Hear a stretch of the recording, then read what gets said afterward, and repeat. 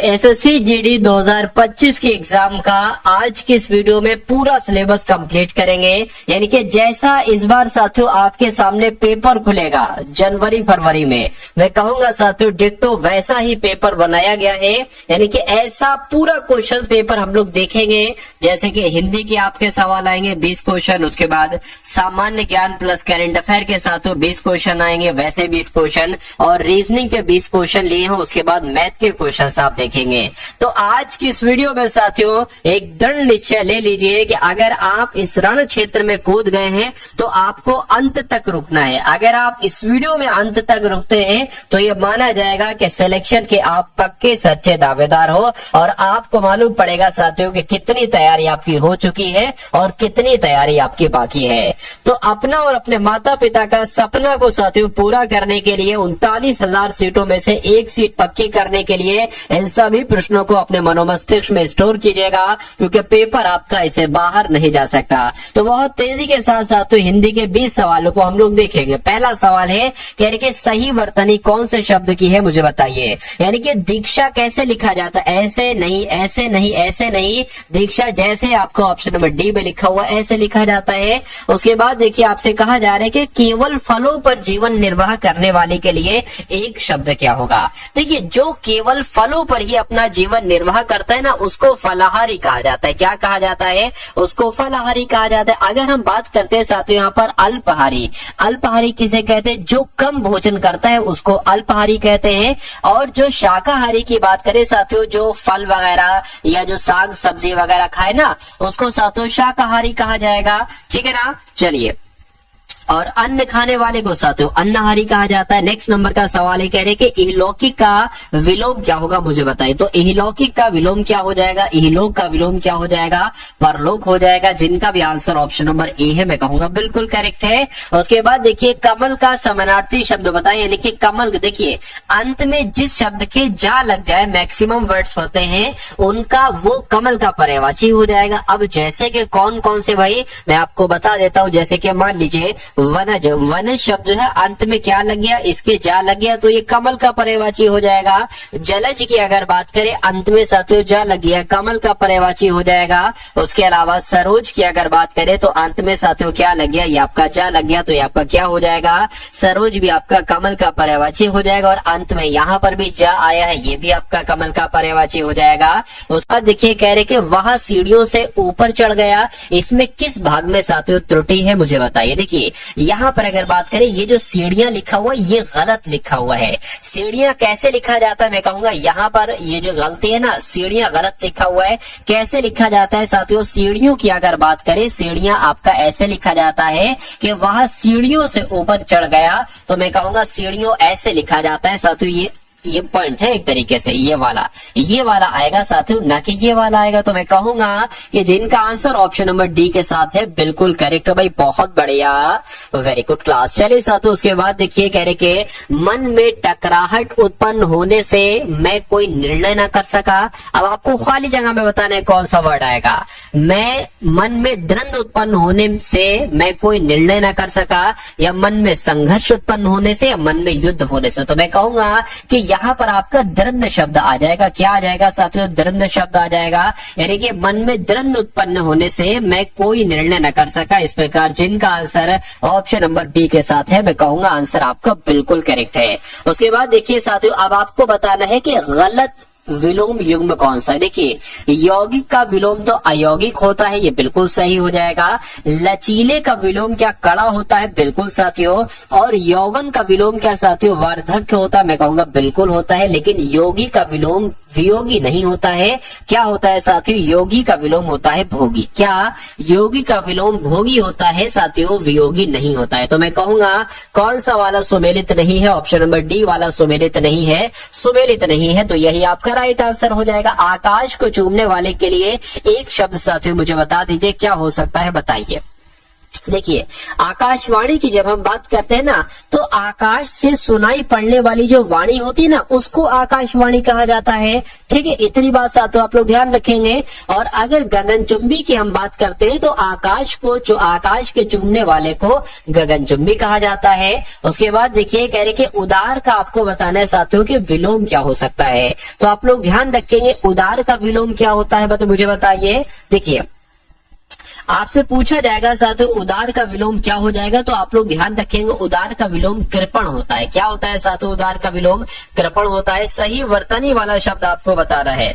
देखिए, सही वर्तनी की अगर बात करें तो उत्कृष्ट कैसे लिखा जाता है साथियों? उत्कृष्ट की अगर बात करें कुछ ऐसे लिखा जाता है। और ऐसे कहां पर लिखा हुआ है? ऑप्शन नंबर ए में लिखा हुआ है। साथियों, आपको बहुत तेजी से लगना है, क्योंकि आपके रियल एग्जाम में जब हिंदी के क्वेश्चंस होंगे ना, तो बहुत जल्दी आपको कंप्लीट करना है, क्योंकि जब हिंदी को कम समय में कंप्लीट करोगे, जीके जीएस को कम समय में कंप्लीट करोगे, तभी आपके पास मैक्सिमम समय होगा रीजनिंग को और मैथ का देने के लिए। और मैं कहूंगा साथियों, अगर आपके पास, आपने हिंदी और जीके से समय बचा लिया, तो आप रीजनिंग और मैथ में पूरे नंबर लाओगे। और हमारा उद्देश्य भी यही है, ठीक है ना। हमारा उद्देश्य है कि रीजनिंग में 20 में से 20 क्वेश्चन आप सही करें और मैथ में 20 में से 20 क्वेश्चन सही करें। और हिंदी तो मैं आपको ऐसे ही पढ़ा दूंगा कि हिंदी में एक सिंगल क्वेश्चन भी आपका गलत नहीं होने दूंगा।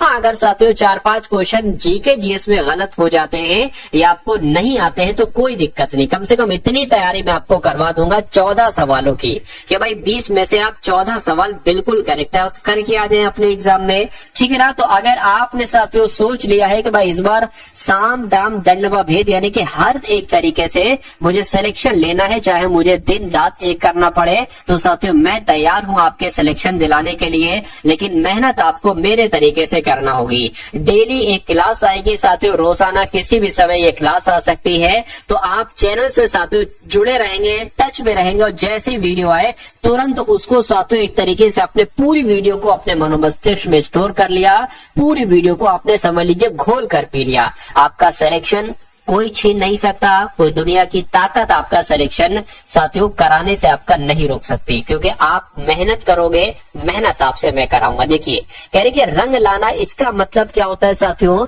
परिवर्तन होना नहीं, धाक जमना नहीं, प्रभाव उत्पन्न होना। बिल्कुल साथियों, रंग लाना, ठीक है, प्रभाव उत्पन्न होना, ये आपका बिल्कुल सही जवाब हो जाएगा। अगला सवाल देखिए, आपसे यहाँ पर कहा जा रहा है कि मुझे गिलानी है कि मैं अपनी दावत में सम्मिलित नहीं हो सकूंगा, या मुझे खेद है, या मुझे शोक है, या मुझे हर्ष है। तो इस खाली जगह में साथियों खेद शब्द आ जाएगा, यानी कि मुझे खेद है कि मैं आपकी दावत में, अपनी नहीं आपकी दावत में सम्मिलित नहीं हो सकूंगा।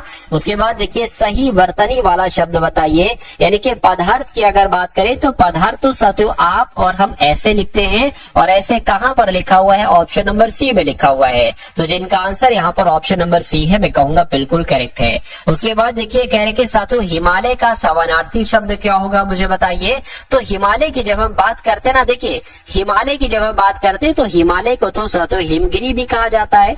क्या हिमालय की अगर बात करें तो हिमगिरी भी कहा जाता है, हिमालय को साथियों पर्वत राज भी कहा जाता है, और हिमालय की अगर बात करें साथियों तो हिमालय को नगराज भी कहा जाता है।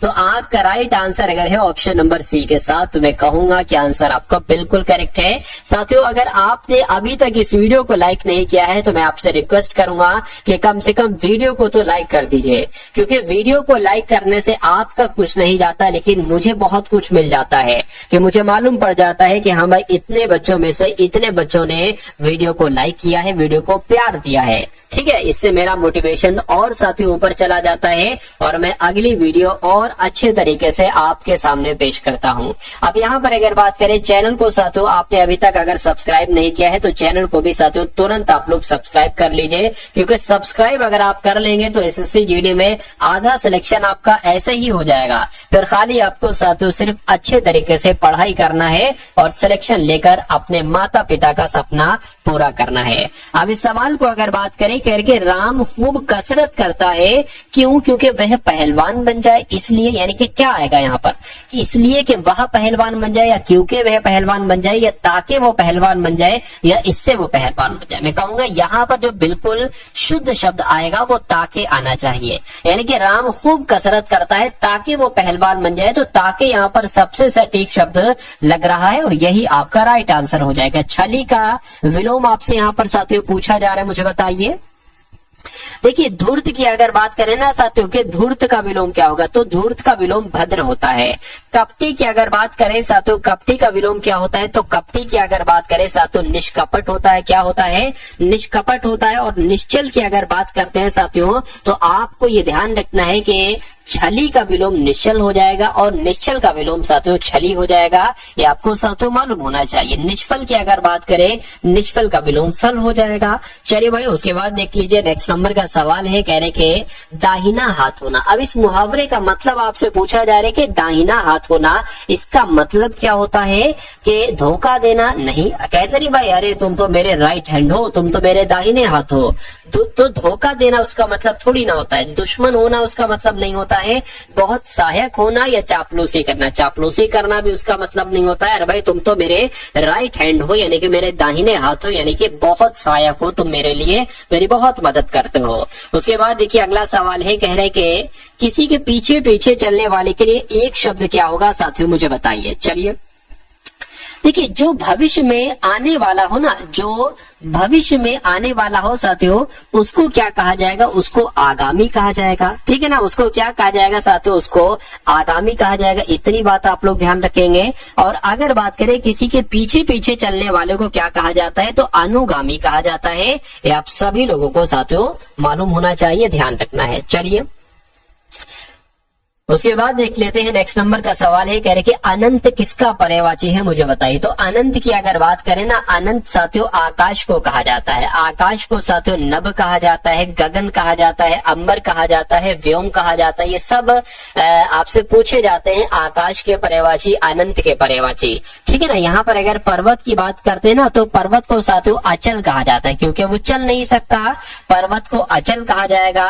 पर्वत को साथियों क्या भूधर कहा जाएगा। क्या साथियों, भूधर भी किसको कहा जाएगा, पर्वत कहा जाएगा। देव की अगर साथियों बात करते हैं, देव को अमृत, अमर भी तो कहते हैं, देव को अमर कहते हैं। और देव की अगर बात करें साथियों, गीर्वाण भी कहते हैं। क्या साथियों, गीर्वाण भी कहते हैं। और समुद्र की अगर बात करें, तो समुद्र को साथियों सागर कहते हैं। क्या कहते हैं, सागर कहते हैं।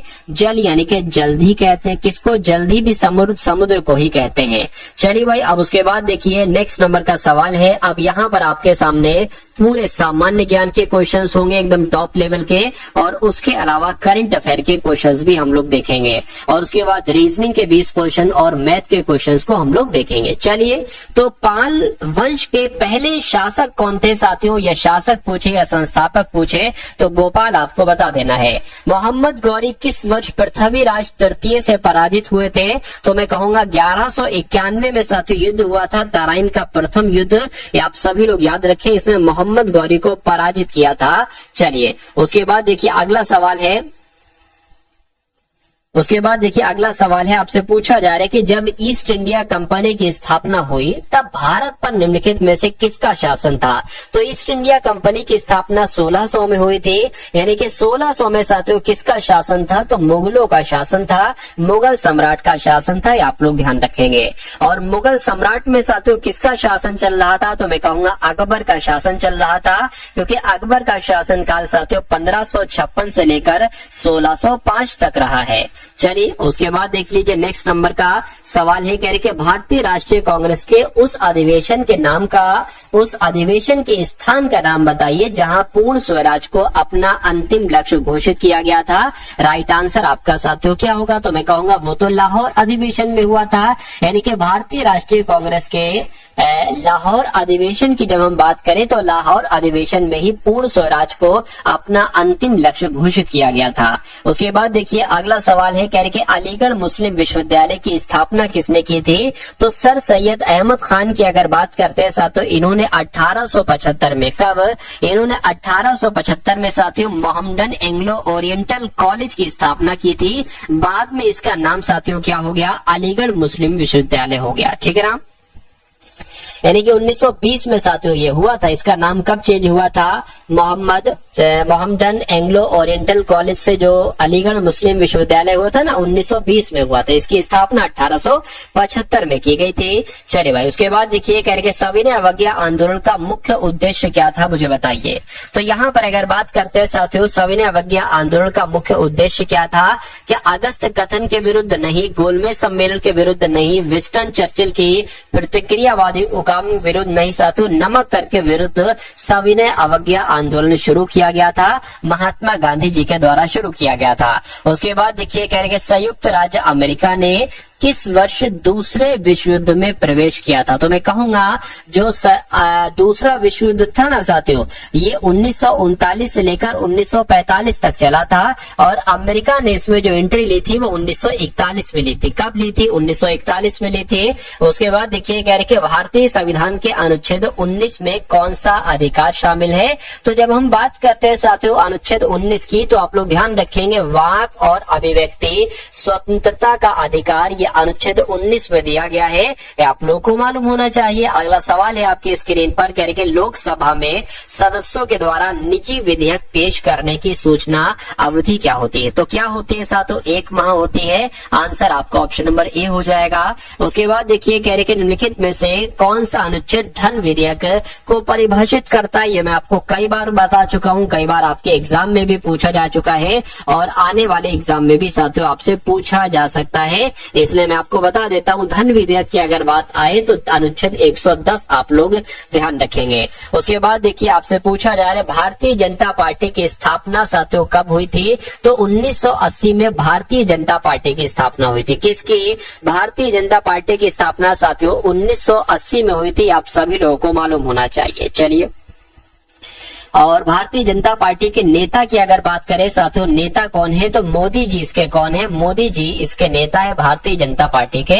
अगला सवाल है कह रहे कि अंतरराष्ट्रीय चावल अनुसंधान संस्थान साथियों कहाँ पर स्थित है? तो ये फिलीपींस की राजधानी मनीला में। कहाँ पर है साथियों? फिलीपींस की राजधानी मनीला में है। नेक्स्ट नंबर का सवाल है कह रहे कि भारत और श्रीलंका को अलग करने वाली जल राशि कौन सी है? तो भारत और श्रीलंका को अलग करने वाली जल राशि कौन सी है साथियों? पाक जल संधि। कौन सी है साथियों?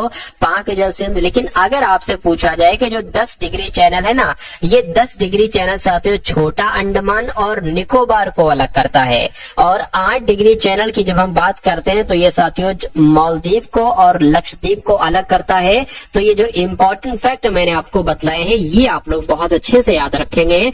दक्षिण भारत का मैनचेस्टर किसे कहा जाता है? क्वेश्चन आपसे बहुत पूछा जाता है, मुझे बताइए। देखिए अगर आपसे पूछ लिया जाए कि उत्तर भारत का क्या, अगर आपसे पूछ लिया जाए कि उत्तर भारत का मैनचेस्टर किसे कहा जाता है, तो आपका आंसर क्या होना चाहिए भाई? कानपुर होना चाहिए। यानी कि उत्तर भारत का मैनचेस्टर तो कानपुर को कहा जाता है। लेकिन अगर आपसे पूछ ले साथियों कि दक्षिण भारत का मैनचेस्टर किसे कहा जाता है, तो साथियों कोयम्बटूर को कहा जाता है। किसे कहा जाता है? कोयम्बटूर को कहा जाता है। यानी कि दक्षिण भारत का मैनचेस्टर कोयम्बटूर को कहा जाता है। यह आपका बिल्कुल करेक्ट आंसर हो जाता है भाई। बहुत बढ़िया, वेरी गुड क्लास। चलिए, अगर आपसे सिर्फ ये पूछ ले कि भारत का मैनचेस्टर किसे कहा जाता है, तो भारत का मैनचेस्टर किसे कहा जाएगा?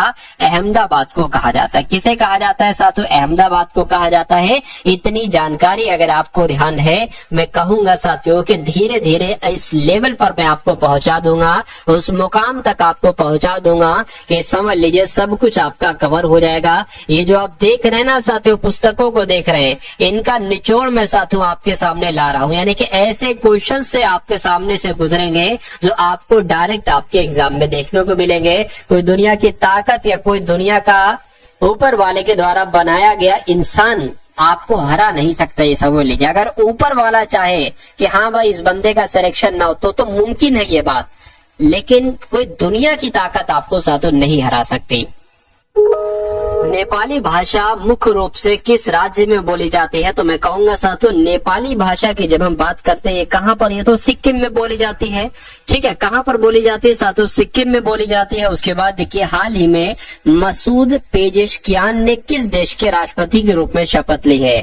तो अगर यहाँ पर बात करते हैं साथियों, आप लोग ध्यान रखेंगे ईरान यहाँ पर आपका राइट आंसर होना चाहिए था। लिखे नहीं कोई बात नहीं, क्योंकि अभी हाल फिलहाल की बात है साथियों। मसूद पेजेशकियान ये ईरान के राष्ट्रपति बने। कहाँ के साथियों राष्ट्रपति बने हैं? ईरान के राष्ट्रपति बने हैं। उसके बाद देखिए कहा जा रहा है आपसे कि कुल्हाड़ी बंद पंचायत अभियान, ये क्वेश्चन बहुत इंपॉर्टेंट है, ये अभियान बहुत इंपॉर्टेंट है क्योंकि ये कहाँ शुरू हुआ है साथियों? राजस्थान में शुरू हुआ है। तो कुल्हाड़ी बंद पंचायत अभियान साथियों राजस्थान में शुरू हुआ है। उसके बाद देखिए राष्ट्रपति द्रौपदी मुर्मू जी ने किस देश में अंतर्राष्ट्रीय शिक्षा सम्मेलन को संबोधित किया है? तो मैं कहूंगा साथियों इन्होंने न्यूजीलैंड में किया है। यानी कि राष्ट्रपति द्रौपदी मुर्मू जी ने जो राष्ट्रपति अंतर्राष्ट्रीय शिक्षा सम्मेलन है इसको न्यूजीलैंड में संबोधित किया है। उसके बाद देखिए किस एयरपोर्ट पर पंजाब सहायता केंद्र खोला जाएगा? तो अगर यहाँ पर साथियों बात करें कि दिल्ली एयरपोर्ट आपका राइट आंसर होगा, मैं कहूंगा बिल्कुल आपका राइट आंसर दिल्ली एयरपोर्ट हो जाएगा क्योंकि दिल्ली एयरपोर्ट पर ही साथियों पंजाब सहायता केंद्र खोला जाएगा। अब उसके बाद देखिए कहा जा रहा है कि किस विधानसभा में एंटी पेपर लीक विधेयक पास हुआ है? तो किसकी बात चल रही है? मैं कहूंगा बिहार की बात चल रही है क्योंकि बिहार राज्य विधानसभा में ही एंटी पेपर लीक विधेयक पास हुआ है। उसके बाद देखिए तो अब आपके सामने देखिए आपने साथियों यहाँ पर क्वेश्चन देखे, अब आपके सामने कौन से क्वेश्चन साथियों ओपन हो चुके हैं? रीजनिंग के क्वेश्चन अब आपके सामने आ चुके हैं। तो रीजनिंग के साथियों पूरे 20 के 20 क्वेश्चन हम लोग देखेंगे और आप चेक कीजिएगा कि आखिर आपका लेवल कितना है साथियों, आपकी तैयारी कितनी हो चुकी है।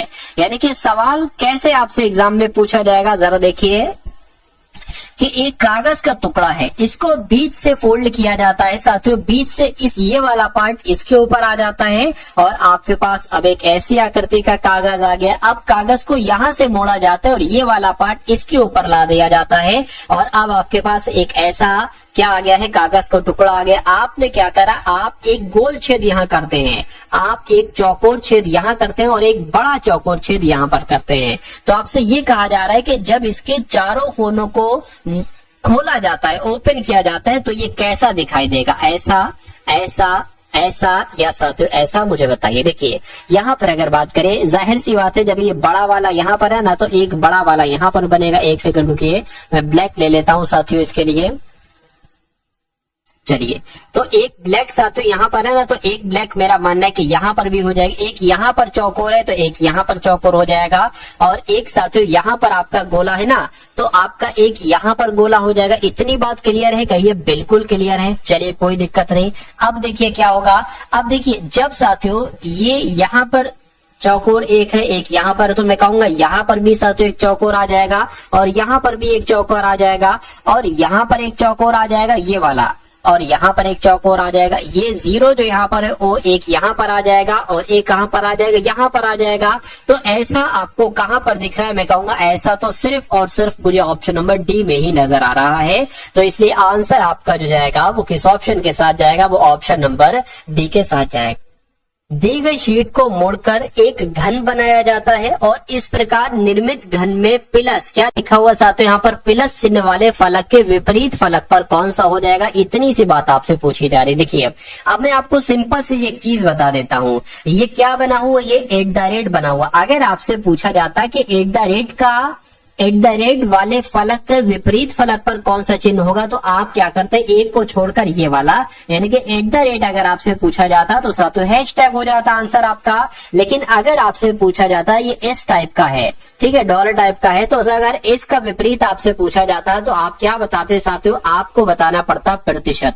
लेकिन पूछा गया है कि प्लस का क्या होगा। अब बचा क्या साथियों? प्लस का क्या हो जाएगा? बराबर हो जाएगा। यानी कि प्लस का अगर पूछे तो साथियों आपको क्या बता देना है? बराबर आपको बता देना है। मैं कहूंगा कि बराबर कहां पर है? ऑप्शन नंबर बी में है। तो ये क्या है? ये आपका साथियों बिल्कुल करेक्ट आंसर हो जाएगा। उसके बाद देखिए साथियों नेक्स्ट नंबर का सवाल है, कहा जा रहा है कि अब आपको इसमें डिक्शनरी के अकॉर्डिंग लगाना। एक सवाल ऐसा आता ही आता है। अब देखिए और मुझे बताइए कि आपका राइट आंसर साथियों यहाँ पर किस ऑप्शन के साथ जाएगा। देखिए यहाँ पर अगर साथियों बात करें ना, अब PEG लिखा हुआ, यहाँ पर PER PER PER PER लिखा हुआ, तो PEG यानी कि जी तो पहले आ जाएगा आहार से, तो ये साथियों सबसे पहले आ गया। अब उसके बाद साथियों कौन सा आ जाएगा? देखिए PERSIS लिखा हुआ है, RO। अब यहाँ पर अगर बात करें ना, O होता है साथियों पहले, ठीक है, एस होता है बाद में, लेकिन सी यहाँ पर आगे, सी तो सबसे पहले होगा, एफ से भी पहले होगा,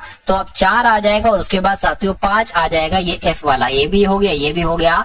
अब इसमें से साथियों देखिए एस पहले आता है या ओ, मैं कहूंगा ओ पहले आता है, तो 3 आ जाएगा और साथियों फिर आपका 2 आ जाएगा। यानी कि अब अगर यहाँ पर बात करें कि 145 32 कहाँ पर लिखा हुआ है, तो ऑप्शन नंबर बी में लिखा हुआ है, तो ये आपका ऑप्शन नंबर बी नहीं बल्कि सी में लिखा हुआ, तो ऑप्शन नंबर सी आपका बिल्कुल करेक्ट आंसर हो जाएगा।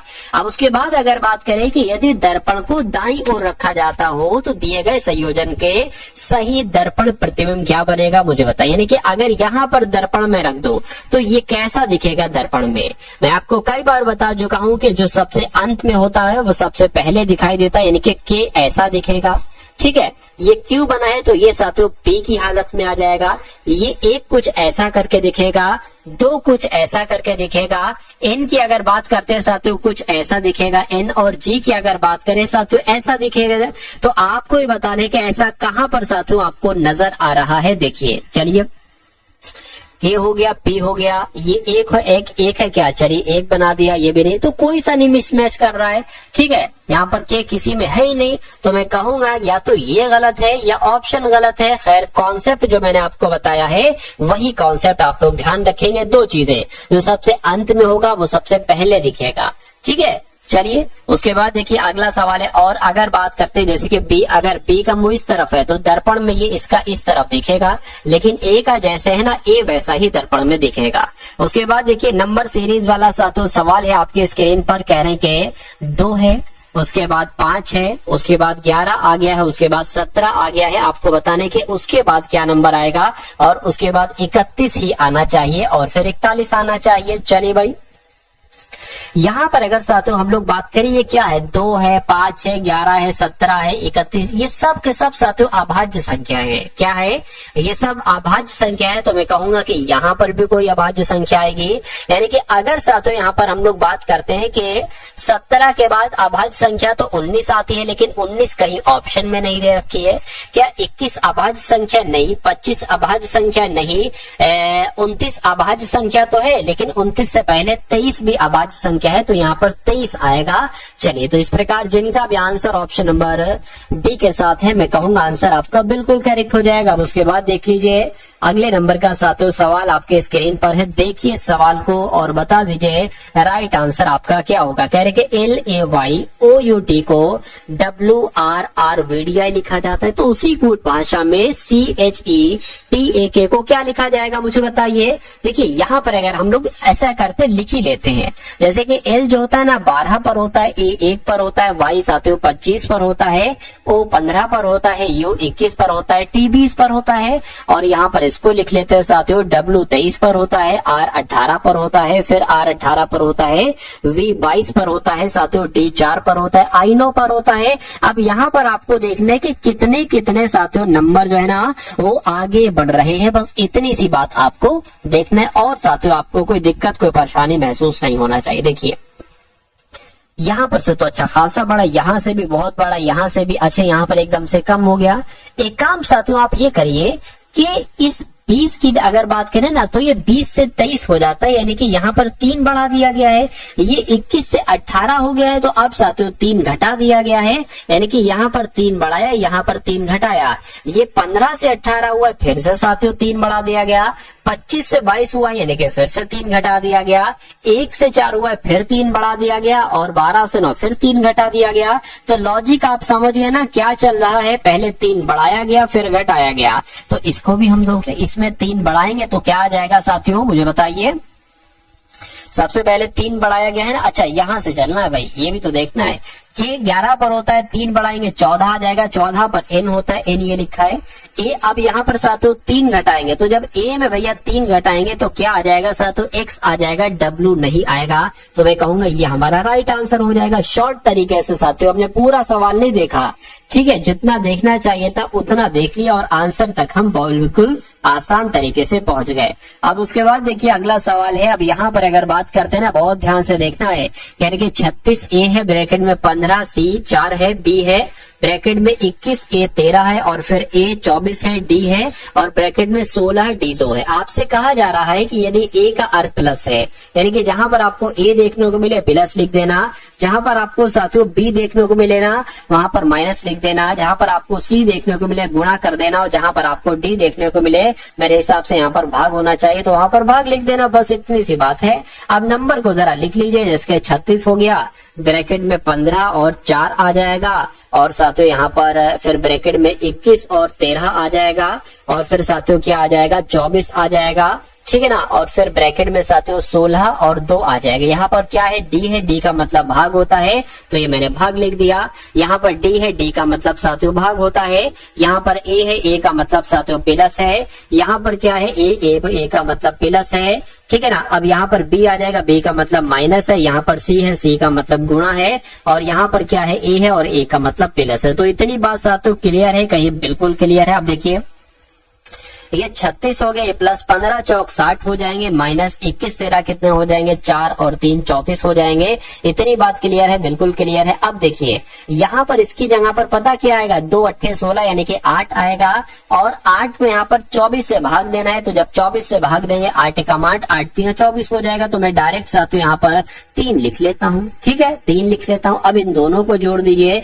6 और साथियों कितना 96 हो गया यहाँ पर, ठीक है ना, 96 हो गया साथियों। चलिए अब इसमें से 34 घटा लीजिए और 3 जोड़ दीजिए तो इसमें 2 बच जाएगा और यहाँ पर साथियों 6 आ जाएगा, प्लस 3 कितना हो जाएगा, 66 हो जाएगा। लेकिन 66 नहीं बल्कि 65 हो जाएगा और 65 के ऑप्शन में है, मैं कहूंगा बिल्कुल ऑप्शन में है, ऑप्शन नंबर ए वाले में है।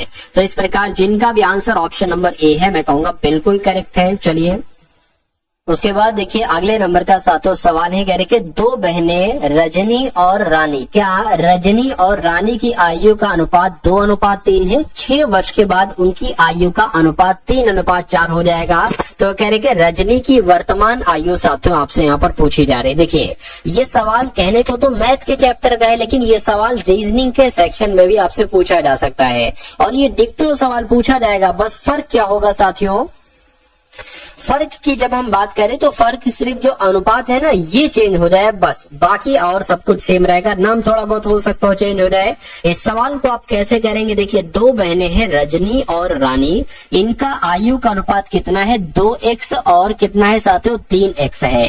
रजनी की आयु 2x है तो रानी की आयु 3x है। कह रहे कि 6 वर्ष के बाद, तो इसमें 6 जोड़ दीजिए, 6 जोड़ दीजिए दोनों में। कह रहे कि 6 वर्ष के बाद उनकी आयु का अनुपात 3:4 हो जाता है, यानी कि 3:4 हो जाता है। तो कह रहे कि रजनी की वर्तमान आयु क्या होगी, तो रजनी की साथियों आयु कितनी है 2x है, यानी कि 2x का मान आपसे पूछा जा रहा है। तो x का मान यहां से निकाल लीजिए, फिर 2x का बहुत आराम से निकल जाएगा। देखिए 4 दूना 8 हो जाएगा, यानी कि 8x हो गया, 6 चौक 24 हो जाएगा, बराबर साथियों 3x की अगर बात करें 3 गुणा 3 9x हो जाएगा, 6 3 18 हो जाएगा, ठीक है। ये आपका साथियों 9x आ गया, ये बराबर के उधर है 8x, इधर आएगा तो माइनस का हो जाएगा 8x। अब देखिए ये साथियों 24 है इधर, ये बराबर के उधर 18, इधर आएगा तो माइनस का हो जाएगा।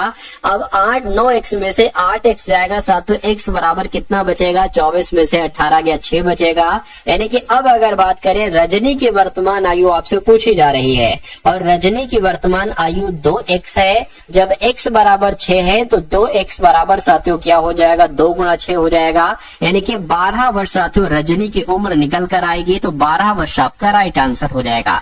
अगर आपसे पूछता कि रानी की वर्तमान उम्र कितनी है तो साथियों 3x है, यानी कि 3 गुणा 6 हो जाता, तो मैं कहता 18 वर्ष रानी की वर्तमान उम्र है। तो ये कॉन्सेप्ट साथियों आप लोग ध्यान रखेंगे, कॉन्सेप्ट आपके एग्जाम में जरूर पूछा जाता है। चलिए भाई उसके बाद देखिए पूरे 20 क्वेश्चन लिए हैं, एक ना कम एक ना ज्यादा, यानी कि 20 के 20 अगर ऐसे क्वेश्चन आते हैं तो आप कितने क्वेश्चंस बिल्कुल सही कर पाते हैं, ये एक बार मुझे कमेंट सेक्शन में आप लोग जरूर बताइएगा। देखिए कह रहे कि 6 से 22 हुआ है, ठीक है, 22 से 70 हुआ है, 70 से 214 हुआ है, 214 से यहाँ पर कौन सा नंबर होगा और उस नंबर के बाद 1942 ही आना चाहिए। तो इसको साथियों हम थोड़ा सा पता करने की कोशिश करते हैं कि भाई यहाँ पर क्या है। अभी मुझे भी नहीं पता है कि यहाँ पर आखिर लॉजिक क्या लगा है, हम कोशिश करेंगे ट्राई करेंगे एक नंबर के बाद दूसरा नंबर कैसे आया है, और ट्राई करेंगे तो आपको पता है कि ट्राई करने वालों की कभी हार नहीं होती, यानी कि कोशिश करने वालों की कभी हार नहीं होती है। देखिए 6 से 22 कैसे हुआ है, अगर आप देखना कि कभी भी एकदम गैप बहुत ज्यादा होने लगे तो वहां पर गुणा का इस्तेमाल किया, वहां पर प्लस नहीं होगा कि ये भाई यहाँ पर 18 प्लस कर दिया या 16 प्लस कर दिया, नहीं, वहां पर गुणा होगा। तो 6 से जरा सा 22 की अगर बात करें नजदीक लाने के लिए हम इसके 3 से गुणा कर दें और इसमें 4 जोड़ दें, 6 3 18 प्लस 4 22 हो जाएगा। उसी प्रकार इसकी 3 से की है तो इसकी 3 से करेंगे, कितना हो जाएगा, 66 हो जाएगा, 22 3 66 हो जाएगा। इसमें भी अगर 4 जोड़ देते हैं तो 70 आ जाएगा, ठीक है ना। अब 70 की गुणा भी हमें 3 से ही करना पड़ेगी, कितना हो जाएगा, 7 21 यानी कि 210 हो जाएगा। तो 210 में अगर 4 जोड़ दो तो 214 आ जाता है। अब 214 की भी हमें 3 से गुणा करना पड़ेगी, साथियों करा लीजिए, यहाँ पर कोई दिक्कत नहीं। 4 3 12, 3 1 3 और 1 4, 3 दूना कितना हो जाएगा, 6 हो जाएगा।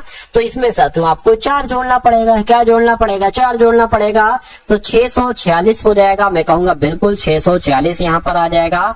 अभी हमें नहीं पता ये आंसर हमारा सही है या नहीं सही है, इसको चेक करने के लिए वैसे तो आप लगा सकते हो कि 646 आंसर हो जाए, लेकिन अगर आपको अभी भी शक है कि 646 होगा या नहीं होगा तो आप साथियों इसकी गुणा 3 से कराइए 646 की, उसमें 4 जोड़ दीजिए।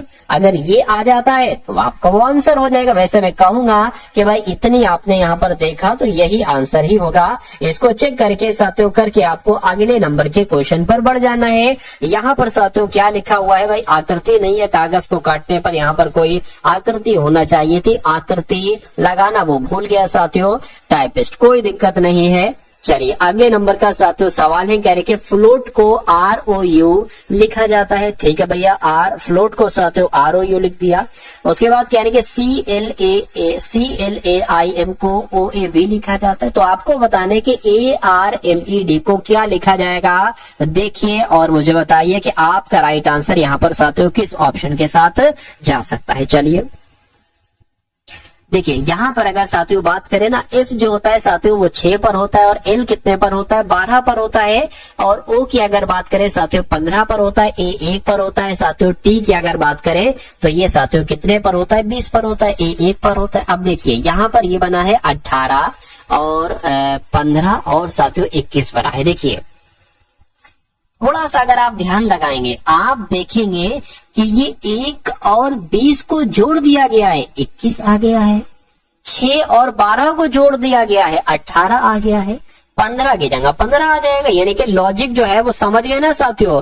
अब देखिए साथियों यानी कि इसको आपस में जोड़ देना है, तो 1 और 18 और 18 पर आता है, इसको जोड़ोगे कितना आएगा साथियों, 19 आएगा। और 19 पर एस होता है, यहाँ पर ओ जैसा है ना वैसा ही ओ है, जैसा बीच वाला लेटर वैसा ही ये है, यानी कि एम की जगह पर एम आ जाएगा। और इसको जरा जोड़ो 5 + 4 यानी कि 9 आ जाएगा। तो मैं कहूंगा 9 पर क्या आता है, आई आता है, यानी कि SMI। तो SMI कहां पर लिखा हो, मैं कहूंगा ऑप्शन नंबर ए में लिखा हुआ है। तो इस प्रकार ये लॉजिक बिल्कुल नया था और ये एग्जामिनर ने हो सकता हो शायद अभी तक साथियों पूछा हो, लेकिन आपसे अब पूछा जा सकता है ये लॉजिक। तो ये एक्सपेक्टेड लॉजिक है और मेरा मानना है कि इस बार आपसे ये लॉजिक पूछा जरूर जाएगा। चलिए भाई उसके बाद देखिए कह रहे कि विटीकल्चर का संबंध अगर अंगूर से है तो फ्लोरिकल्चर का संबंध साथियों किससे होगा, मुझे बताइए। देखिए असल में होता ऐसा है कि अंगूर के उत्पादन को विटीकल्चर कहा जाता है। क्या कहा जाता है, विटीकल्चर कहा जाता है। तो किसके उत्पादन को फ्लोरिकल्चर कहा जाएगा, यहाँ पर शब्द क्या जुड़ा है, यहाँ पर फल शब्द जुड़ा है। तो मैं कहूंगा फलों के उत्पादन को फ्लोरिकल्चर कहा जाएगा। तो इस प्रकार जिनका भी आंसर ऑप्शन नंबर ए के साथ है बिल्कुल करेक्ट भाई, बहुत बढ़िया, वेरी गुड क्लास। चलिए साथियों अब उसके बाद देखते हैं नेक्स्ट नंबर का साथियों सवाल है आपकी स्क्रीन पर। 3 लेटर है यानी कि SRQ, उसके बाद PON, उसके बाद आपको बताने कि यहाँ पर कौन से 3 लेटर आएंगे और उसके बाद JIH ही आना चाहिए और उसके बाद GFE ही आना चाहिए। यहाँ पर अगर बात करें साथियों S आता है 19 पर, ठीक है। यहाँ पर एक काम करता हूँ साथियों, मैं आपको बिल्कुल बता ही देता हूँ। S 19 पर आता है, R 18 पर आता है और Q 17 पर आता है, P16 पर आता है ये वाला, O15 पर आ जाएगा, N14 पर आ जाएगा। अब आपको बताने कि यहाँ पर कौन से 3 लेटर आएंगे। और J10 पर आता है, I9 पर आता है, H8 पर आता है, J7 पर, 6 पर, 5 पर आता है। अब देखिए यहाँ पर 19 से 16 हुआ है, 3 घटा है। अगर हम यहाँ पर भी अगर साथियों 3 घटाएं तो मेरे हिसाब से 13 आना चाहिए। 13 आना चाहिए, तो 13 में 3 घटाया जाता है तो 10 आता है, और 10 में 3 घटाया जाता है तो 7 आता है, यानी कि यहाँ पर 13 आ जाएगा। 13 का मतलब क्या होता है साथियों, M होता है।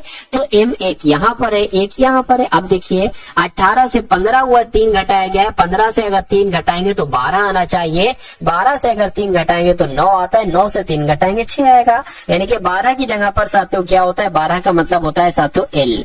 ठीक है, तो ML कहां पर लिखा हुआ, ऑप्शन नंबर बी में लिखा हुआ, तो यहीं पर आप अब रुक जाइए और यही आपका राइट आंसर हो जाएगा। आगे अगर आप चेक करेंगे तो ये टाइम वेस्टिंग है, लेकिन अभी हम लोग यहाँ पर सीख रहे हैं। तो जब सीखता है इंसान तो A to Z सब कुछ देखता है। 17 से 3 घटाया 14 हो गया, 14 से 3 घटाएंगे 11 आ जाएगा। 11 पर साथियों क्या आता है, तो मैं कहूंगा ML के ही आपका बिल्कुल करेक्ट आंसर हो जाता है। भाई बहुत बढ़िया, वेरी गुड क्लास। चलिए साथियों अब उसके बाद देख लीजिए नेक्स्ट नंबर का सवाल है। यहाँ पर भी साथियों आकृति नहीं लग पाई है, चलिए कोई दिक्कत नहीं है। अब उसके बाद देखिए अगले नंबर का साथियों सवाल है, और ये बहुत शानदार सवाल है, एक अच्छा कॉन्सेप्ट है। देखिए कहा जा रहा है साथियों यहाँ पर आपसे, ये अगर बात करते हैं साथियों यहाँ पर कुछ दिक्कत हो गई भाई। अच्छा ये एक अलग क्वेश्चन है, ठीक, इसमें क्या किया है, एक ही मैच कर, ये एक अलग क्वेश्चन है और ऊपर वाला जो है ना ये एक अलग क्वेश्चन है। चलिए कोई दिक्कत नहीं है साथियों, ठीक है। अच्छा ये ऑप्शन नंबर ए है, ये ऑप्शन नंबर बी है, ये ऑप्शन नंबर सी है, ये डी है। अब यहाँ पर साथियों सबसे पहले आप इसको देखिए कि ये ब्लड रिलेशन वाला सवाल है, ये आप कैसे कर सकते हैं। देखिए कहने के एक लड़के की ओर इशारा करते हुए रंजीता कहती है, तो रंजीता की अगर हम बात करते हैं, रंजीता एक लड़के की तरफ इशारा कर रही है, एक लड़के की तरफ इशारा कर रही है और कह रही है कि वह मेरे पति, यानी कि रंजीता के कोई पति होंगे।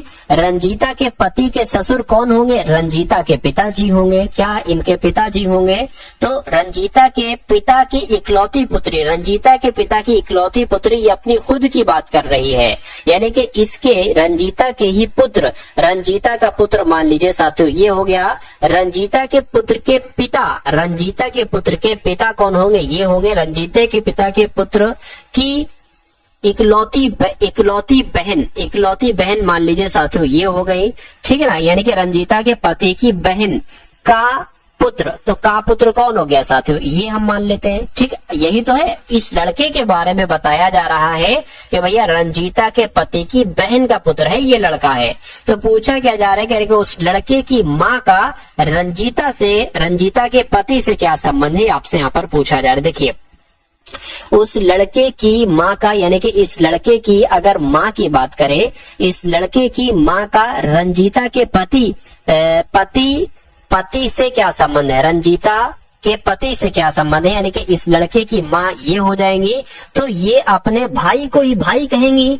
तो पति से क्या संबंध है इसके, रंजीता के, तो ये साथियों अपनी बहन इसको कहेगा, बहन कहेगा, तो मैं कहूंगा बहन आपका बिल्कुल करेक्ट आंसर हो जाएगा। तो आपका राइट आंसर साथियों जो जाएगा वो किस ऑप्शन के साथ जाएगा, मैं कहूंगा ऑप्शन नंबर डी के साथ जाएगा। क्वेश्चन बहुत एक तरीके से स्ट्रॉन्ग क्वेश्चन था, स्ट्रॉन्ग कॉन्सेप्ट था साथियों ये। अब हम लोग साथियों इस सवाल को देख लेते हैं कि ये सवाल भी एक तरीके से साथ में ही मिक्स कर दिया गया, इसमें कोई दिक्कत नहीं है साथियों।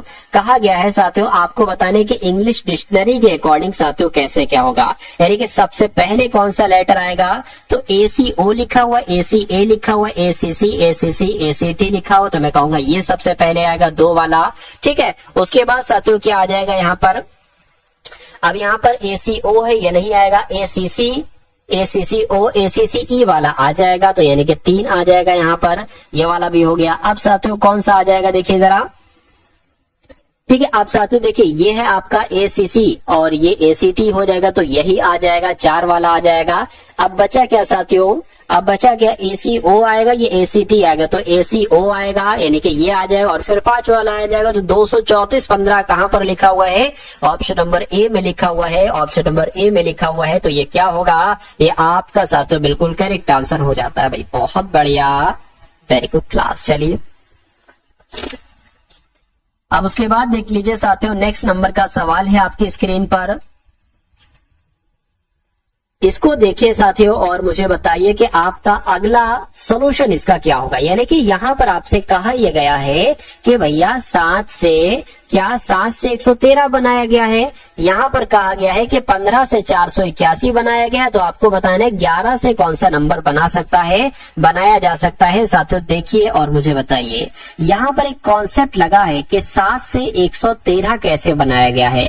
तो 7 से अगर आप देखिए इसमें लॉजिक क्या लगा है, कॉन्सेप्ट क्या लगा है।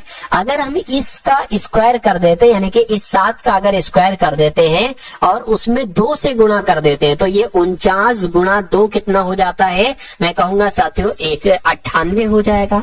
लेकिन ये 113 है, तो साथियों हमें क्या करना पड़ेगा, इसके डबल से, यानी कि साथियों हमें क्या करना पड़ेगा, इसका डबल इसमें जोड़ देना पड़ेगा। यानी कि इसमें साथियों 114 जोड़ देना पड़ेगा। तो ये कितना हो जाएगा, ये 12 हो गया। और ये साथियों 10 11 112 है, लेकिन फिर भी हमें 1 जोड़ना पड़ेगा तो ये 113 मिलेगा। ठीक है ना। अब इसकी अगर बात करें साथियों, 11 से हमें क्या नंबर मिलेगा, हमने इसमें क्या किया था, पहले उस नंबर का स्क्वायर कराया था और फिर उसकी गुणा साथियों 2 से कर दी थी। यानी कि 121 गुणा 2 कितना आ जाएगा, 242 आ जाएगा। इतनी बात क्लियर है क्या? ये बिल्कुल क्लियर है। देखिए उसके बाद साथियों इसका डबल से हमने उसको जोड़ दिया था, यानी कि यहाँ पर 22 जुड़ जाएगा और उसमें भी हमने 1 जोड़ दिया था, तो 242। और ये कितना हो जाएगा, ये साथियों 4 5 5 यहाँ पर आ गया। और ये आपका साथियों 2 4 यहाँ पर 6 हो गया और ये 2 हो गया, यानी कि 265 साथियों 11 से बन जाएगा। तो 265 के ऑप्शन में है, मैं कहूंगा बिल्कुल ऑप्शन में है, ऑप्शन नंबर सी वाले में है। चलिए भाई अब उसके बाद देख लीजिए, नेक्स्ट नंबर का सवाल है। इस सवाल को साथियों देखिए और मुझे आंसर बताइए कि आखिर इस सवाल का जवाब क्या हो सकता है। चलिए देखिए, कहने के सभी चूहे कुत्ते हैं, तो मान लेते हैं साथियों ये क्या हो गए, ये चूहे हो गए। और कह रहे हैं कि सभी चूहे जो है ना, सभी चूहे कुत्ते हैं, सभी चूहे कुत्ते हो गए। उसके बाद कह रहे हैं कि कुछ चूहे मुर्गियां हैं, तो मान लेते हैं साथियों इतने चूहे, क्या इतने चूहे कौन हो जाएंगे साथियों, इतने चूहे मुर्गियां हो गई, इतने चूहे मुर्गियां हो गई। अब निष्कर्ष को देखिए और मुझे बताइए कि कौन सा निष्कर्ष सही है, कौन सा निष्कर्ष गलत है। कह रहे कि कुछ चूहे कुत्ते हैं, कुछ चूहे कुत्ते हैं, यहाँ पर तो सभी चूहे कुत्ते हैं। ठीक है, सभी चूहे कुत्ते हैं, तो कुछ चूहे कुत्ते हैं, ये गलत नहीं हो सकता, ये सही हो जाएगा। कुछ मुर्गियां चूहे, बिल्कुल साथियों कुछ मुर्गियां चूहे, इतनी मुर्गियां साथियों चूहे हैं, तो ये भी बिल्कुल सही हो जाएगा। यानी कि निष्कर्ष 1 और निष्कर्ष 2 आपका दोनों सही हो जाएगा, और दोनों सही हो जाएगा तो यही आपका बिल्कुल करेक्ट आंसर हो जाएगा। चलिए भाई अब उसके बाद देखिए, अब यहाँ पर आपको साथियों बताना है कि कौन सा एक तरीके से संबंध सही तरीके से आएगा, भतीजी, ब्यूटिशियन, महिला। देखिए इतनी बात तो क्लियर है कि जो भतीजियां होती है ना, भतीजी, वो महिलाएं ही होती हैं। तो ये मान लीजिए साथियों क्या हो गई, ये महिलाएं हो गई, तो ये क्या हो जाएंगी, ये भतीजियां हो जाएंगी। ठीक है, अब ब्यूटिशियन की अगर बात करें तो ब्यूटिशियन कुछ लड़कियां भी होती है, कुछ लड़के भी होते हैं, तो हो सकता हो कुछ ब्यूटिशियन भतीजियां हो, तो ये कुछ ब्यूटिशियन भतीजियां हो गई। हो सकता हो कुछ ब्यूटिशियन महिलाएं हो, लेकिन हो ये भी सकता है कुछ ब्यूटिशियन साथियों पुरुष हो। तो कुल मिला के ऐसा आरेख बनेगा, और ऐसा आरेख क्या यहाँ पर बना है, नहीं यहाँ पर बना है, नहीं यहाँ पर बना, नहीं यहाँ पर बना है। तो आपका राइट आंसर किस ऑप्शन के साथ जाएगा, मैं कहूंगा ऑप्शन नंबर सी के साथ जाएगा। चलिए भाई अब उसके बाद देखिए, नेक्स्ट नंबर का सवाल है। इस सवाल को देखिए और आपको बताना है कि आपका राइट आंसर क्या होगा। ओ है ये खाली जगह, के एम फिर खाली जगह, फिर खाली जगह, के एम के बाद खाली जगह है, ओ पी के है, फिर खाली जगह है, फिर ए ओ है, फिर खाली जगह एम ए है। तो कभी भी अगर आपके सामने ऐसा सवाल आ जाए तो मैं आपको सिर्फ एक कॉन्सेप्ट बताता हूँ इसका, उस एक कॉन्सेप्ट को साथों आपको ट्राई करना है और आंसर आपका बहुत आसानी से आ जाएगा। भले 1 सेकंड ज्यादा लगे, लेकिन जो रिजल्ट आएगा ना वो बिल्कुल सही आएगा। सबसे पहले आपको इसको काउंट कर लेना है, 1 2 3 4 5 6 7 8 9 10 11 12 13 14 15। अब 15 यहाँ पर आ रहा है, तो या तो हो सकता हो 3 का पेयर बने या 5 का पेयर बने। तो 3 का तो साथियों पॉसिबल नहीं लग रहा है, तो साथियों 5 का पेयर बना लेते हैं। यहाँ पर 1 2 3 4 5 ये अलग हो गया, 1 2 3 4 5 ये अलग हो गया, और 1 2 3 4 5 ये अलग हो गया। आप यहाँ पर देख रहे हैं कि सबसे ठीक है ना, सबके शुरू में ओ आ रहा है, यहाँ पर भी ओ, यहाँ पर भी शुरू में ओ, यहाँ पर भी शुरू में ओ। आप देख रहे हैं कि अंत में ए आ रहा है, यहाँ पर ए, यहाँ पर ए, तो यहाँ पर भी ए आ जाएगा।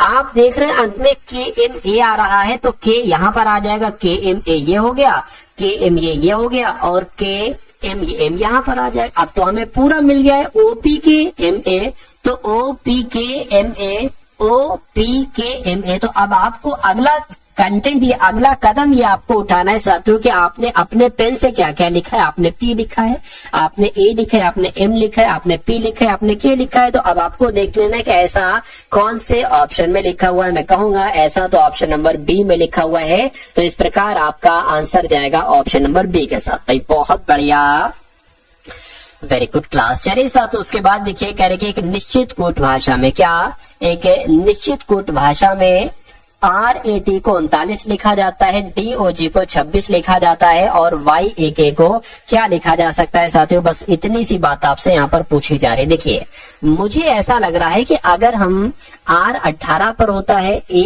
1 पर होता है, A 20 पर होता है, इनको जोड़ दे क्या 39 आएगा। देखिए जरा, बिल्कुल 39 आएगा। अगर इसको जोड़ दे साथियों 4 + 15 + G बोले तो 7, कितना आएगा साथियों आपका 22 हो जाएगा। 22 बिल्कुल 26 आएगा। तो मैं कहूंगा Y आता है 25 पर, ए आता है 1 पर, क्या आता है 11 पर, यानी कि 25 और 22 कितना हो जाएगा 7 4 बोले तो 47 हो जाएगा। 47 तो नहीं, कोई मिस्टेक हुई है। जरा देखिए साथियों, Y किस पर आता है 25 पर आता है, ए 1 पर आता है, यानी कि 26 और 11 कितने हो जाएंगे, तो ये 7 हो गए। अच्छा ये 3 हो गए, तो मैंने एक एक्स्ट्रा पता नहीं कैसे जोड़ दिया, क्या मिस्टेक करी मैंने, देखिए जरा। अच्छा यहाँ पर आपका जो है ना, यहाँ पर आपका अच्छा इसको मुझे 12 करना चाहिए था, मैंने 22 कर दिया, तो कुल मिला के 37 आपका आंसर आएगा। और 37 किसका आंसर है, ऑप्शन नंबर सी वाला है, बिल्कुल सही हो जाएगा आपका आंसर। अब उसके बाद देखिए साथियों, आपके सामने अब मैथ के क्वेश्चन यहाँ पर शुरू हो चुके हैं। सभी साथियों एकदम टॉप लेवल के सभी क्वेश्चंस हैं। तो इन 10 सवालों को देखेंगे, बहुत अधिक नहीं, इन 10 सवालों को साथियों देखेंगे। और मेरा मानना है कि पूरी मैथ के सबसे टॉप लेवल के ये 10 सवाल होंगे।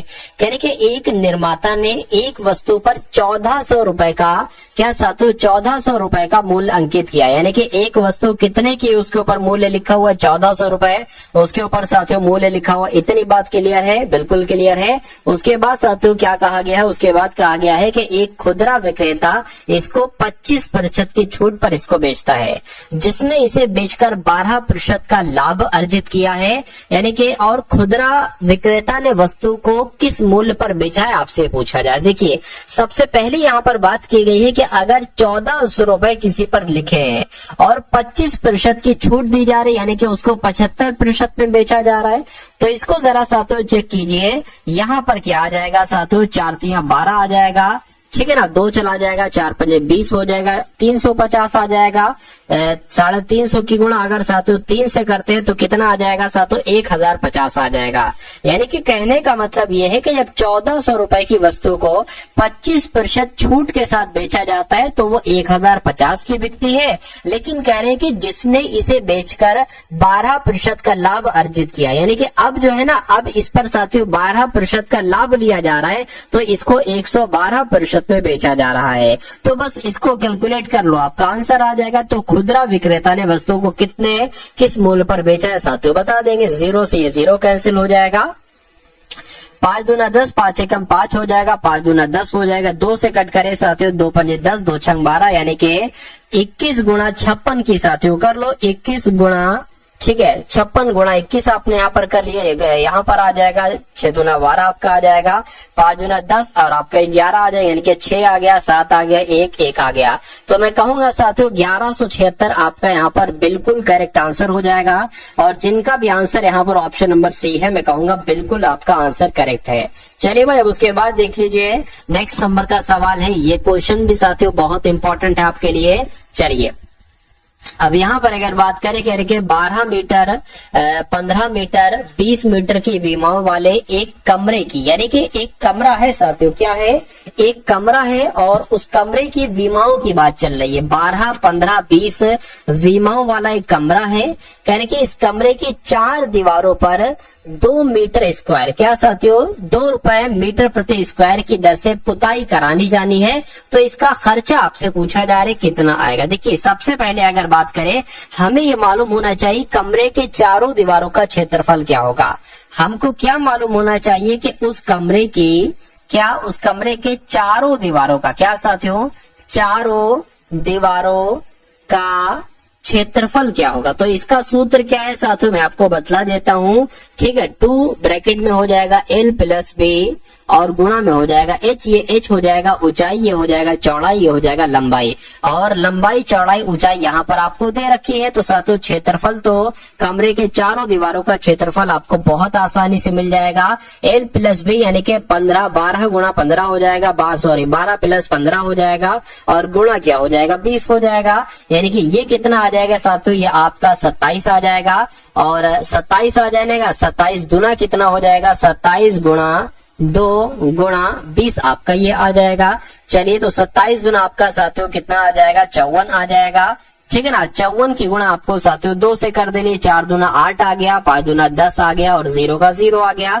यानी कि मैं कहूंगा 1080 क्या निकलेगा, 1080 पुताई के लिए ये आपका, देखिए ये चारों दीवारों का क्षेत्रफल निकलेगा। आप कह रहे हैं कि अगर 1 मीटर पर 2 रुपए का खर्चा आता है तो 1000, ये यहाँ पर 1080 मीटर है, ठीक है, क्षेत्रफल। तो इसका कह रहे हैं कि इसका पुताई का खर्च कितना आएगा। तो साथियों 1080 मीटर पर पुताई करना है, ठीक है, और 2 रुपए हर मीटर के लिए ले रहे हैं तो कितना खर्चा आएगा, इसकी गुणा कर दो, 0 आ गया, 8 दूना 16 आ गया, 2 एकम 2 आ गया। मैं कहूंगा 2160 का खर्चा आएगा। और 2160 कौन से ऑप्शन में है, ऑप्शन नंबर डी वाले में है।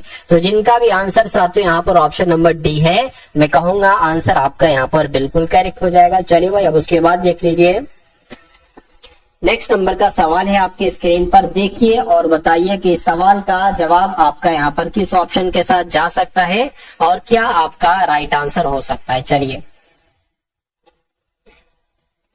तो यहाँ पर अगर साथियों हम लोग बात करेंगे स्थान ए से स्थान बी के ट्रेन और बस के किराए का अनुपात। देखिए 2 जगह है, एक स्थान ए से स्थान बी तक है।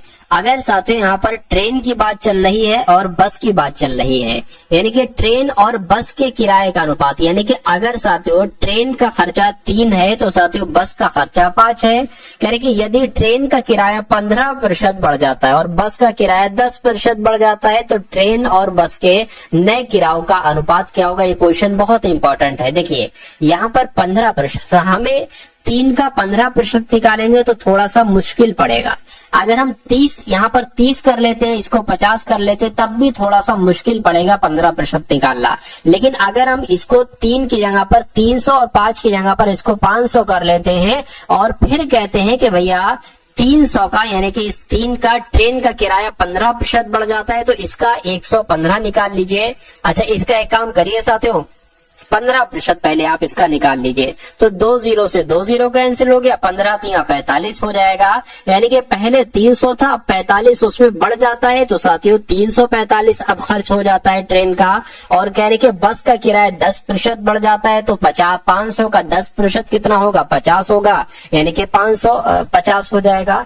तो कह रहे कि इनका अनुपात आपसे पूछा जा रहा है। अरे भाई वही तो करे, तो ट्रेन का और बस के नए किराए का अनुपात, तो यहाँ से 5 से तो इसको कैंसिल कर लीजिए, 5 सते 5 छंग कितना हो जाएगा, 30 हो जाएगा, 4 बचेगा, 5 टीम आपका 45 हो जाएगा और ये 5 एकम 5 5 एकम 5 0 आ जाएगा, यानी कि 69/110 ये आपका राइट आंसर हो जाएगा। और अभी साथियों सिंप्लीफिकेशन के क्वेश्चन को एक बार देख लीजिए। कह रहे कि 2 भाग ब्रैकेट में -6 ब्रैकेट ऑफ भाग 2 गुणा 3 ब्रैकेट ऑफ गुणा 3 -1। अब इसको साथियों आपको सॉल्व करना है। देखिए सबसे पहले यहाँ पर आपको भाग दिख रहा है ना, तो जब अगर -6 भाग 2, इसको साथियों भाग 2 ऐसे कर सकते हैं, 3 एकम 3 3 3 2 3 कितना हो गया, 6 हो गया। तो इस पूरे की जगह पर साथियों मैं क्या लिख सकता हूँ, -3 लिख सकता हूँ। बिल्कुल -3 गुणा 3, इतनी बात क्लियर है, बिल्कुल क्लियर है। अब देखिए साथियों अब यहाँ पर क्या हो जाएगी, ये 3 3 9 हो जाएगा, बिल्कुल 3 3 9 हो जाएगा। अब माइनस का 9 आ गया और ये भाग 2 है, यानी कि 2 भाग हो गया, इतनी बात क्लियर है। अब आपको भी पता है साथियों 2 भाग 9 है, तो साथियों इसको मैं ऐसे लिख सकता हूँ, इसको मैं ऐसे लिख सकता हूँ, बिल्कुल। अब यहाँ पर क्या है साथियों, गुणा 3 है गुणा 3 -1 है, -1 आ गया। इसको अगर कैंसिल करो मैं साथियों, 3 एकम 3, 3 3 9, यानी कि 2/3 माइनस का, और यहाँ पर क्या आ जाएगा, 1 आ जाएगा। इतनी बात क्लियर है, माइनस का 2/3 -1 है। अब इसको साथियों आप कैलकुलेट करा लीजिए, 2 एकम 2 हो जाएगा, यहाँ से 2 आ गया। और यहाँ पर अगर साथियों बात करते हैं, 3 एकम 3 आ गया, ये साथियों यहाँ पर आपका 3 आ जाएगा, ठीक है ना, यहाँ पर 3 आ जाएगा आपका। चलिए, और बटे में साथियों क्या हो जाएगी, ये 3 माइनस का, ये 3 माइनस का हो जाएगा। लेकिन यहाँ पर एक बात आप क्लियर करिएगा, ये 3 की गुणा इस माइनस के 1 से होगी, माइनस के 3 की गुणा, तो ये प्लस में बदल जाएगा। लेकिन ये तो साथियों माइनस का ही रहेगा, -3, ठीक है। तो यहाँ पर क्या आ जाएगा, 5/3 आ जाएगा, इसको हम माइनस का कह सकते हैं। तो 5/3 आंसर होना चाहिए, लेकिन -5/3 आंसर नहीं है। तो इसको साथियों हम ऐसे भी कर सकते हैं, 3 यहाँ पर आ गया, ठीक है, 3 एकम 3 हो गया, बचा 2 यहाँ पर, यानी कि 1 सही 2/3 आपका आंसर हो जाएगा। लेकिन माइनस का 1 सही 2/3, तो माइनस का 1 सही 2/3 कहाँ पर लिखा हुआ है, ऑप्शन नंबर बी में लिखा हुआ है, सॉरी ऑप्शन नंबर सी में लिखा हुआ है। तो ये आपका बिल्कुल करेक्ट आंसर हो जाएगा। उसके बाद देख लीजिए नेक्स्ट नंबर का साथियों सवाल है आपकी स्क्रीन पर, देखिए इस सवाल को और मुझे बता दीजिए कि आपका राइट आंसर यहाँ पर क्या होगा, ठीक है ना। देखिए साथियों, क्वेश्चंस की जब हम बात करते हैं तो क्वेश्चन को आपको बहुत अच्छे तरीके से समझना होता है, और साथियों क्वेश्चंस को बहुत अच्छे तरीके से समझकर उसका जवाब देना होता है। पहले आप क्या करिए साथियों, क्वेश्चन की ज्यादा से ज्यादा आप प्रैक्टिस कर लीजिए, और यहाँ पर डेली आपकी साथियों प्रैक्टिस भी करवाई जा रही है, और जो एक्सपेक्टेड क्वेश्चन आपके बनते हैं वो भी आपको दिए जा रहे हैं, ठीक है ना। तो सब कुछ साथियों कंप्लीट आपकी तैयारी करवाई जा रही है, चाहे वो मैथ हो, चाहे रीजनिंग हो, चाहे साथियों जीके जीएस हो, या चाहे हिंदी हो, सब कुछ करंट अफेयर के भी। अब इस सवाल को हम लोग देख लेते हैं साथियों करके। एक सौदे में प्रतिशत लाभ क्रय मूल्य से 70% के बराबर। बहुत आराम से समझिएगा, देखिए क्या कहा गया है, कह रहे कि एक सौदा हुआ है जिसमें जो लाभ है ना, लाभ ये क्रय मूल्य के 70% के बराबर है। तो अगर मान लीजिए क्रय मूल्य यानी कि कॉस्ट प्राइस अगर 100 है, ठीक है, और लाभ कितना बताया गया है, क्रय मूल्य अगर 100 है तो लाभ साथियों 70% बताया गया है। तो मैं कह सकता हूँ सेलिंग प्राइस क्या हो जाएगा, यानी कि विक्रय मूल्य क्या हो जाएगा, 170 हो जाएगा, जाहिर सी बात है, ठीक है ना। यानी कि साथियों आपका क्रय मूल्य अगर 100 है, लाभ अगर 70 है, तो विक्रय मूल्य क्या हो जाएगा, 140 हो जाएगा। इतनी बात साथियों क्लियर है, बिल्कुल क्लियर है।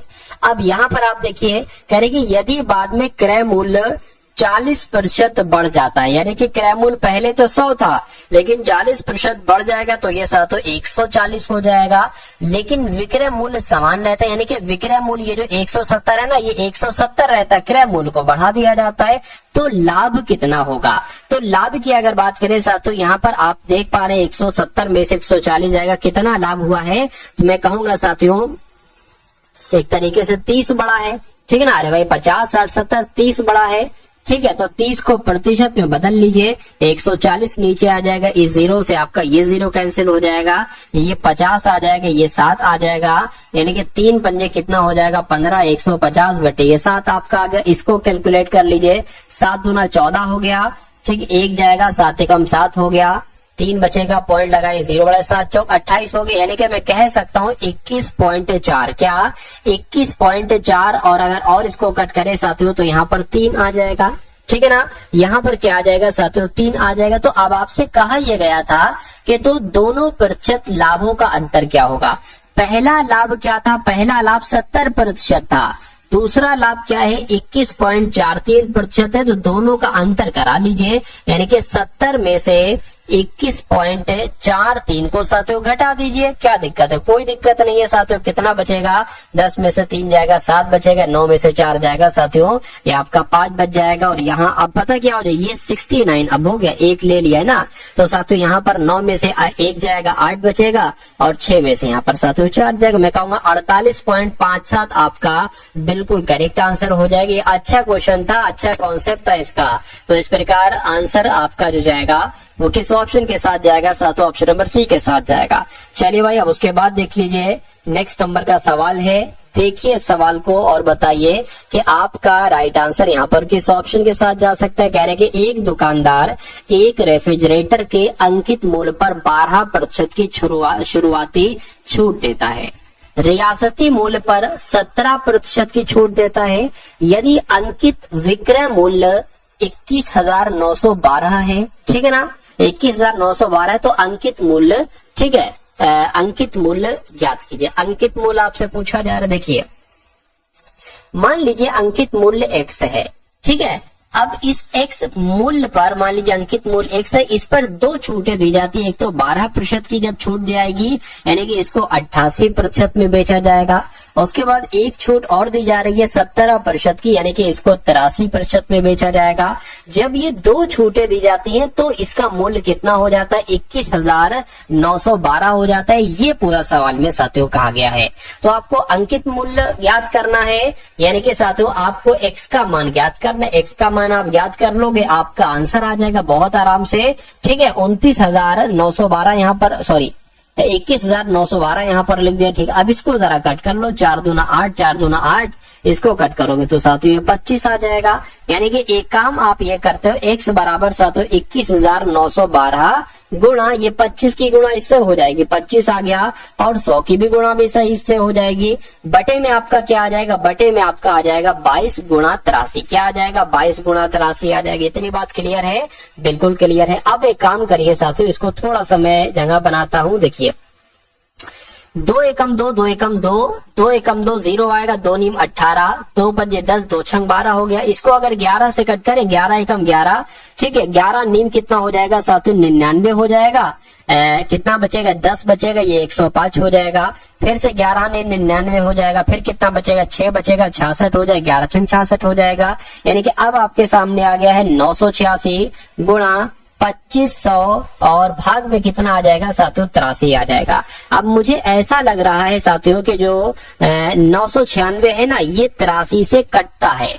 तो कैसे कटता है साथियों, मैं कहूंगा साथियों, अगर हम बात करें 10 से अगर इसकी करें तो 830 हो जाएगा। अगर 83 की 12 से गुणा करते हैं तो कितना आ जाएगा, 6, 16 और 8 और 3 आ गया, यानी कि 6 आ गया, 9 आ गया। बिल्कुल साथियों मैं कहूंगा ये 12 बार में कट जाएगा। तो अब आपको साथियों 12 की गुणा 2500 से कराना है, बस आपका आंसर आपके सामने आ जाएगा। 12 की गुणा 2500 से करा लीजिए।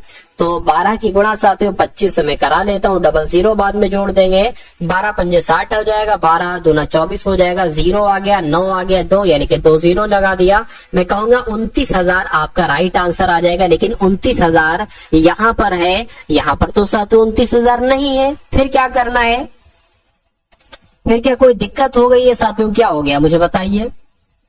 चलिए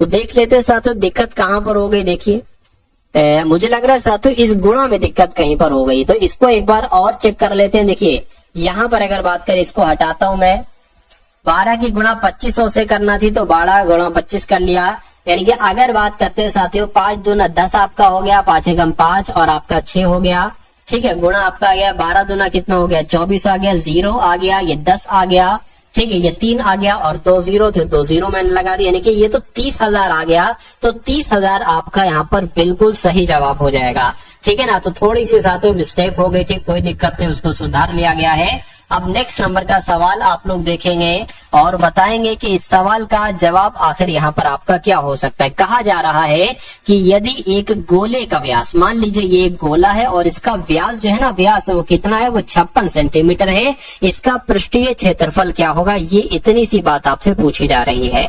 तो गोले का पृष्ठीय क्षेत्रफल का सूत्र पता क्या होता है, गोले के पृष्ठीय क्षेत्रफल का सूत्र होता है साथियों 4 पाई आर स्क्वायर। तो साथियों 4 की जगह पर 4 आ जाएगा, पाई का मान साथियों 22/7 है, आर कितना है। अब देखिए ये 56 व्यास है, व्यास का आधा होता है, व्यास का आधा साथियों त्रिज्या होता है, तो इसका आधा कितना हो जाएगा साथियों 2 और 8 यानी कि 28 हो जाएगा। तो 28 गुणा 28 आपका यहाँ पर आ जाएगा, 7 एकम 7, 7 चौक आपका 28 हो जाएगा। 4 की गुणा 22 से करेंगे तो साथियों ये 88 आ जाएगा, और 28 की गुणा जब हम 4 से करेंगे तो साथियों 4 अट्ठे 32 आ जाएगा, 4 दूना 8 11, यानी कि 112 की गुणा आपको 88 से कराना है। बस आपका आंसर आपके सामने आ जाएगा। कोई दिक्कत कोई परेशानी आपको महसूस नहीं होना चाहिए, कोई दिक्कत नहीं। इसकी गुणा करा लेते हैं। 8 दूना 16 हो गया, 8 एकम 8 9 हो गया, 8 एकम 8 हो गया, फिर से यही आ जाएगा 9 6 9 8 आ गया। इसको जोड़ लीजिए साथियों, ये आपका 6 आ गया, ये आपका 15 आ गया, ठीक है ना, ये आपका साथियों 18 आ गया, ये आपका 9, यानी कि 9856 आ रहा है। तो 9856 कौन से ऑप्शन में है? मैं कहूंगा ऑप्शन नंबर ए वाले में है। तो जिनका भी आंसर यहाँ पर ऑप्शन नंबर ए के साथ है, मैं कहूंगा बिल्कुल करेक्ट आपका आंसर। अब उसके बाद देखिए आज की इस वीडियो का अंतिम क्वेश्चन है, और ये क्वेश्चन बहुत ध्यान से आपको करना है। क्या इस क्वेश्चन की अगर बात करें ना साथियों, बहुत ध्यान से सवाल को करना है, यानी कि दो संख्याओं का अनुपात 5:9 है, ठीक है ना। दो संख्याओं का अनुपात कितना है? 5:9 है। यदि उनका महत्तम समावर्तक साथियों कितना है? 14 है, ठीक है ना। तो उनका लघुत्तम समावर्तक कितना होगा? इतनी सी बात आपसे यहाँ पर पूछी जा रही है। देखिए और मुझे बताइए राइट आंसर आपका यहाँ पर क्या हो सकता है। चलिए भाई देखिए, अगर हम इसको साथियों करें कि अगर हम साथियों अनुपात की महत्तम समावर्तक से गुणा कराते हैं तो दोनों संख्याएं हमें मिल जाती हैं। तो यहाँ पर अगर बात करें साथियों कैसे संख्याएं हम निकालेंगे, 14 पंजे 70, ये तो साथियों पहली संख्या हो जाएगी। लेकिन अगर हम साथियों 14 गुणा 9 करेंगे तो ये 126 हो जाएगी। तो ये क्या दूसरी संख्या हो जाएगी? मैं कहूंगा बिल्कुल, यानी कि पहली संख्या 126 होना चाहिए, ठीक है। यानी कि मैं कहूंगा पहली संख्या गुणा दूसरी संख्या बराबर HCF, और LCM आपसे पूछा जा रहा है तो ये LCM ये सूत्र हो जाएगा साथियों, 14 एकम 14, 14 पंजे 70 हो जाएगा, यानी कि 126 की गुणा आपको 5 से कराना है। 5 छंग आपका 30 हो जाएगा, 5 दूना 10 और 1 13 हो जाएगा, 5 एकम 5 और 1 6 हो जाएगा, यानी कि 630 साथियों क्या हो जाएगा? ये आपका बिल्कुल करेक्ट आंसर हो जाएगा। और जिनका भी आंसर यहाँ पर 630 के साथ है, मैं कहूंगा आंसर आपका बिल्कुल करेक्ट है। बहुत बढ़िया, वेरी गुड क्लास। तो कैसी लगी साथियों आपको ये क्लास? एक बार कमेंट सेक्शन में जरूर बताइएगा।